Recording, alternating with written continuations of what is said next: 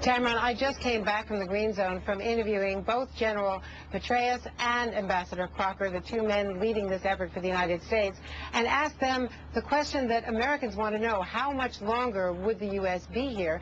And particularly, I asked General Petraeus about Barack Obama's argument that 16 months is a reasonable time for a safe, responsible withdrawal.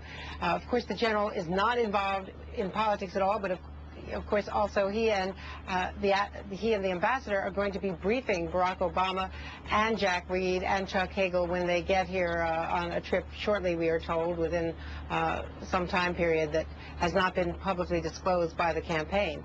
So I put it to the general: is 16 months a reasonable time to get U.S. troops out and turn it over to Iraqis? Here's what he said. It depends on the conditions, depends on the mission set, depends on the enemy. The enemy does get a vote and is sometimes an independent variable.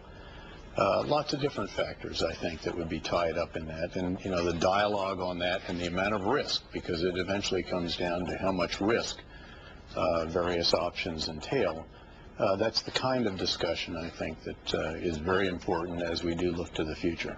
What do you do when you've got Maliki saying we want a more rapid withdrawal? When the Iraqi government wants American troops out, how do we continue to justify staying? Well, what Prime Minister Maliki has said, and let's remember that there are many factors that are involved here as well. One of them, very important, is domestic politics in Iraq. He is understandably and rightly endeavoring to show that this is an Iraq with a sovereign Iraqi government making sovereign decisions, and discussing time horizons, which is the term that has been used, aspirations of those, I think is very appropriate. And we should really see that as a sign of progress. You know, for a long time we used to say, when is this sovereign government going to make some sovereign decisions? Well, they have done that. They did that in Basra, for example, and it turned out to be a very important decision, a courageous one. But their decision on this timeline, or what he is saying publicly on this timeline of withdrawal, is in conflict with the U.S. military's projection of when they will be ready to really take over. Again, what he has said is not a timeline or a timetable. He said time horizons, which again, we think that there's nothing wrong with talking about time horizons. Again, what you do is you make assumptions, you talk about conditions. He's still talking about them, conditions permitting.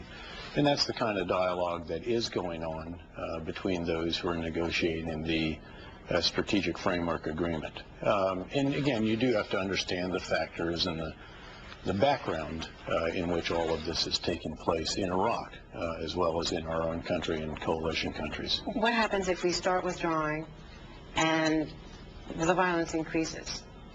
The surge worked, let's say. Perhaps some critics would say it didn't work on the political front, but that's another issue. But the surge worked in terms of reducing the violence.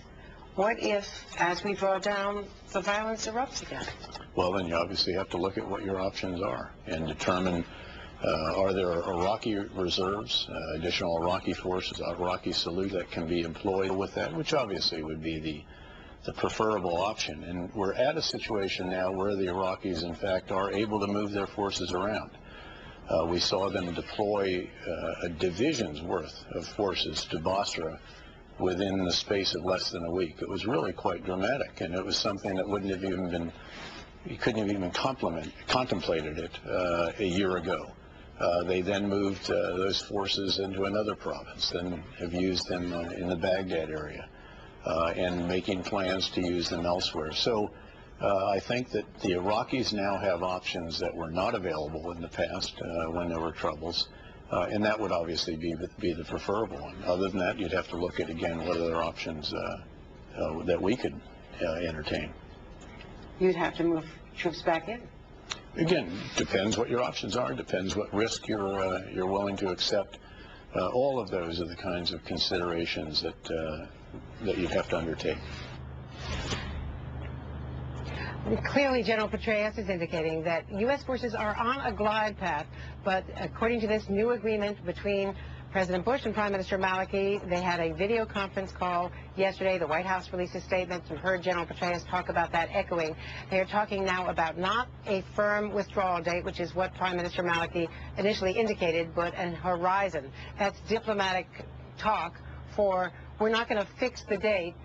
For one thing, the general believes that that tells the enemy exactly when you're pulling out and doesn't give U.S. forces either a safe way out or Iraqi forces a safe way to build up. So a lot of talk about progress here. We're going to look at more of it. We've been out in neighborhoods seeing how life is returning in some ways to normal, but there is still a very hard time. There are incidents that still do erupt, but as General Petraeus and the ambassador, and in many war zones, this is an improving situation, and that is the report that they're going to give to this congressional delegation, led, of course, by the presumptive Democratic nominee, Barack Obama.